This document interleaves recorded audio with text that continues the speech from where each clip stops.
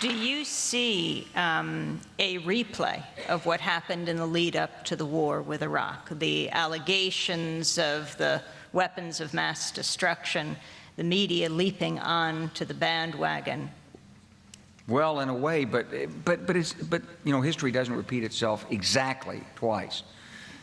What I did warn about when I testified in front of Congress in 2002, I said, if you want to worry about a state, it shouldn't be Iraq, it should be Iran. But this government, our administration, wanted to worry about Iraq, not Iran. I knew why, because I'd been through the Pentagon. Right after 9/11, about 10 days after 9/11, I went through the Pentagon and I saw Secretary Rumsfeld and Deputy Secretary Wolfowitz. I went downstairs just to say hello to some of the people on the Joint Staff who used to work for me, and one of the generals called me in. He said, "Sir, you got to come in. You got to come in and talk to me a second." I said, "Well, you're too busy." He said, "No." He says, "We've made the decision. We're going to war with Iraq." This was on or about the 20th of September. I said, "We're going to war with Iraq. Why?" He said, "I don't know." He said, "I guess they don't know what else to do."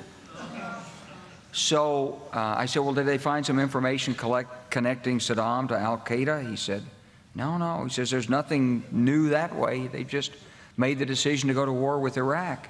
He said, "I guess it's like we don't know what to do about terrorists, but we've got a good military and we can take down governments." And he said, "I guess if the only tool you have is a hammer, every problem has to look like a nail."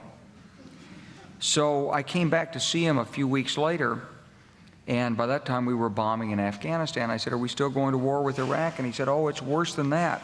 He said, he reached over on his desk, he picked up a piece of paper, and he said, I just got this down from upstairs," meaning the Secretary of Defense's office today, and he said, "This is a memo that describes how we're going to take out 7 countries in 5 years, starting with Iraq and then Syria, Lebanon, Libya, Somalia, Sudan, and finishing off Iran."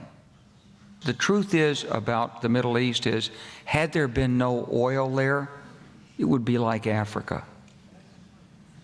Nobody is threatening to intervene in Africa. The problem is the opposite. We keep asking for people to intervene and stop it.